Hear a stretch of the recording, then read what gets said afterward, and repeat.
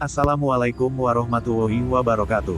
Setiap manusia di dunia ini pasti akan meninggal dunia, tanpa melihat latar belakangnya mau kaya atau miskin, tua atau muda, sehat atau sakit dan lainnya. Mati dalam keadaan husnul khotimah adalah harapan semua orang, mengakhiri sebuah kehidupan dalam kondisi yang baik atau diridai Allah Subhanahu wa Ta'ala.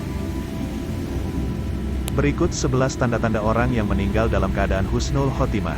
1. Mengucapkan kalimat syahadat menjelang wafat. Syahadat adalah kalimat tauhid yang harus selalu kita ucapkan. Sebab itu adalah pengakuan kita kepada Allah Subhanahu wa Ta'ala sebagai Tuhan dan Nabi Muhammad sebagai Rasul kita. Siapa yang akhir ucapannya adalah kalimat La ilaha illallah, dia akan masuk surga. Hadis riwayat Abu Daud. 2. Mengeluarkan keringat di dahi. Tanda selanjutnya yakni seseorang yang meninggal dengan mengeluarkan sebulir jagung di dahinya. Meninggalnya seorang mukmin dengan keringat di dahi. Hadis riwayat Ahmad. 3. Meninggal pada malam atau siang hari Jumat.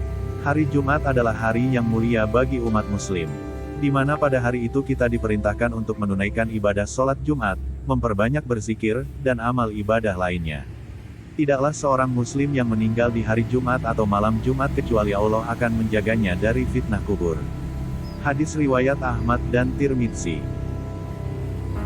4. Meninggal karena penyakit wabah. Orang yang meninggal karena wabah merupakan meninggal dalam keadaan husnul khotimah. Mati karena penyakit sampar adalah syahid bagi setiap muslim. Hadis riwayat Bukhari. Penyakit corona juga merupakan penyakit wabah. 5. Meninggal karena sakit perut. Meninggal karena sakit perut termasuk husnul khotimah. Barang siapa yang mati karena sakit perut maka dia adalah syahid. Hadis riwayat Muslim. 6. Meninggal karena tenggelam dan tertimpa reruntuhan. Seorang muslim yang meninggal karena tenggelam dan tertimpa reruntuhan maka tergolong mati syahid.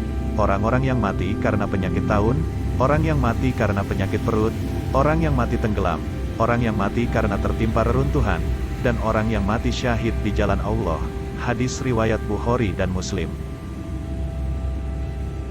7. Syahid di medan perang. Seorang muslim yang meninggal karena perang, maka ia tergolong mati syahid. Bahkan kita harus menguburkannya lengkap dengan pakaian perangnya. Janganlah kamu mengira bahwa orang-orang yang gugur di jalan Allah itu mati. Bahkan mereka hidup di sisi Rabb mereka dengan mendapatkan rezeki. Quran Surat Ali Imran 169. 8. Wanita yang meninggal saat nifas atau saat melahirkan. Anak wanita yang meninggal pada saat persalinan atau pada saat masa nifas digolongkan sebagai mati syahid dan dijanjikan surga oleh Allah Subhanahu wa Ta'ala. Dan wanita yang dibunuh anaknya atau karena melahirkan, masuk golongan syahid, dan anak itu akan menariknya dengan tali pusarnya ke surga. Hadis riwayat Ahmad. 9.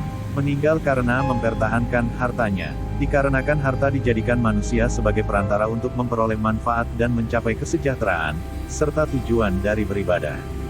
Oleh sebab itu, Islam melarang perihal hak milik, misalnya pencurian, pencopetan, dan lain sebagainya.